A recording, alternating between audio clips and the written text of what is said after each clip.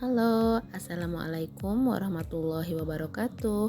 Welcome to my video. Saya Dewi Ayu Mulyanti, calon guru penggerak Angkatan 6 Kabupaten Dompu, Provinsi Nusa Tenggara Barat. Dalam kegiatan ini, saya didampingi oleh fasilitator Bapak Muhammad Santoso dan pengajar praktik Bapak Amiruddin. Pada video kali ini, saya akan memaparkan koneksi antar materi modul 1.1 tentang filosofi pendidikan menurut Ki Hajar Dewantara. Sebelum mempelajari modul 1.1, saya memiliki pandangan bahwa pembelajaran itu merupakan proses transfer ilmu pengetahuan. Saya hanya fokus pada ketuntasan materi ajar. Istilahnya, saya selalu kejar tayang materi, sehingga saya terkadang mengabaikan kebutuhan belajar anak didik saya. Alhamdulillah, setelah saya mempelajari modul 1.1, pandangan saya berubah. Saya memahami bahwa guru harus lebih memahami kebutuhan anak didik. Perasaan mereka sangat penting dalam proses pendidikan, sehingga bisa terciptanya pembelajaran yang nyaman dan menyenangkan. Berdasarkan filosofi pendidikan menurut Ki Hajar Dewantara bahwa pendidikan itu menuntun segala kekuatan kodrat yang dimiliki anak agar ia mampu mencapai keselamatan dan kebahagiaan yang setinggi-tingginya, baik sebagai seorang manusia maupun sebagai anggota masyarakat. Dari pandangan tersebut, dapat dikatakan bahwa peran guru dalam dunia pendidikan adalah yang menuntun atau disebut dengan pamong. Untuk memahami peran tersebut, tentu sebagai guru harus membekali diri dengan ilmu pengetahuan yang mendukung peran sebagai penuntun. Bukan hanya sekedar menguasai materi ajar, namun juga membekali diri dengan pendidikan karakter. Guru juga harus bersikap terbuka terhadap perkembangan ilmu pengetahuan dan teknologi. Hal tersebut erat kaitannya dengan kodrat alam dan kodrat zaman. Ki Hajar Dewantara menegaskan bahwa didiklah anak-anak dengan cara yang sesuai dengan tuntutan alam dan zamannya sendiri. Seperti yang kita ketahui bahwa tumbuh kembang anak dipengaruhi oleh alam tempat tinggal mereka dan zaman tempat mereka berada. Oleh karena itu, zaman yang terus berkembang mempengaruhi cara pendidik menuntun para murid. Dengan demikian, pendidik harus mampu menyaring pengaruh dari luar agar tidak bertentangan dengan nilai-nilai kemanusiaan dan konteks sosial budaya yang ada di Indonesia. Kita tidak boleh melupakan nilai-nilai luhur kearifan lokal budaya daerah yang dapat mendukung penguatan karakter murid sebagai individu sekaligus sebagai anggota masyarakat. Sebagai contoh, budaya daerah Dompu yang merupakan suku Mbojo terdapat pada semboyan daerah yaitu Nggahi Rawi Pahu yang memiliki makna perkataan harus selaras dengan perbuatan. Nilai yang dapat kita tanamkan kepada anak didik kita berdasarkan semboyan tersebut adalah nilai tanggung jawab, integritas, dan sifat amanah.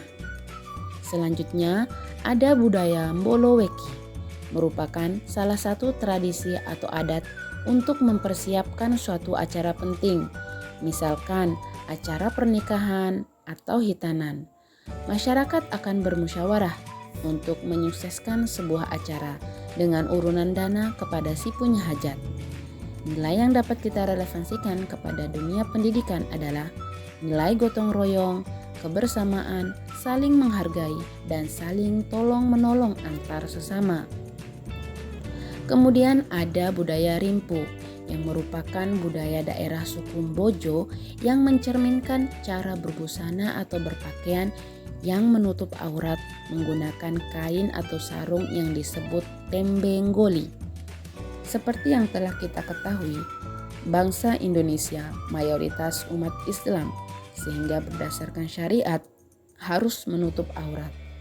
Nilai yang terkandung di dalamnya yaitu kita membiasakan anak didik untuk berpakaian yang sopan, menutup aurat, dan yang sesuai dengan aturan sekolah. Menurut filosofi pendidikan Ki Hajar Dewantara, pendidikan juga erat kaitannya dengan budi pekerti. Di tengah gempuran peradaban yang semakin berkembang, menjadi salah satu tantangan kita sebagai pendidik untuk tetap teguh menuntun, mengarahkan anak didik kita untuk tetap menjadi pribadi yang berbudi pekerti luhur. Menurut pandangan Ki Hajar Dewantara, lingkungan keluarga menjadi tempat yang utama dan paling baik untuk melatih pendidikan sosial dan karakter yang meliputi kecerdasan budi pekerti dan pembentukan watak individual anak. Oleh karena itu, diperlukan kerjasama orang tua dan guru untuk mewujudkan tercapainya keselamatan dan kebahagiaan bagi anak didik, sehingga anak didik dapat menghargai dirinya sebagai manusia seutuhnya dengan kodrat yang dimilikinya dan dihargai serta diakui keberadaannya oleh masyarakat lainnya. Filosofi pendidikan Ki Hajar Dewantara erat pula kaitannya dengan pendidikan yang berpihak kepada murid. Mari kita cermati semboyan Ki Hajar Dewantara berikut. Ingarso song tulodo, di depan memberi contoh, ing madya mangun karso, di tengah memberi semangat, dan tuturi handayani, di belakang memberi dorongan. Begitulah posisi kita dengan anak didik kita. Berdasarkan ketiga semboyan tersebut, dapat kita katakan bahwa kita sebagai guru adalah penuntun dan panutan. Sebagai penuntun, kita sebagai guru tidak boleh memaksakan kehendak. Kita berusaha memahami karakter anak didik kita agar kita bisa memfasilitasi anak didik sesuai dengan kebutuhannya. Ini berarti bahwa prioritas utama kita adalah anak didik. Sedangkan sebagai panutan, kita harus menjadi contoh dan teladan yang baik bagi anak didik kita. Bukan berarti kita memanjakan mereka, namun kita berusaha memberikan pembelajaran, memberikan pendidikan yang sesuai dengan kebutuhan dan karakter anak didik kita. Kita sebagai guru bisa mengarahkan mereka dengan membuat aturan yang kita sepakati bersama agar pembelajaran berjalan dengan lancar. Siswa senang, guru pun senang. Berdasarkan refleksi tersebut, saya memahami peran saya sebagai pendidik yang menuntun siswa untuk mencapai keselamatan dan kebahagiaannya. Filosofi pendidikan menurut Ki Hajar Dewantara tersebut dapat saya terapkan dalam pembelajaran di kelas dengan membuat asesmen diagnostik untuk memahami karakter dan kebutuhan belajar anak didik saya. Kemudian merancang pembelajaran yang lebih inovatif yang dapat membuat anak didik nyaman dan senang di lingkungan belajarnya. Misal dengan menambahkan ice breaking atau permainan edukatif lainnya. Selain itu, saya dapat merelevansikan nilai-nilai luhur budaya daerah Dompu ke dalam proses pembelajaran, seperti semboyan Gahi Rawi Pahu tadi, kemudian tradisi Mboloweki dan budaya Rimpu yang bisa menguatkan karakter anak didik sebagai individu maupun anggota masyarakat.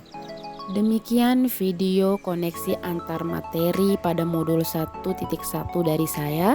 Sekian dan terima kasih. Wassalamualaikum warahmatullahi wabarakatuh. Sampai jumpa pada video-video selanjutnya.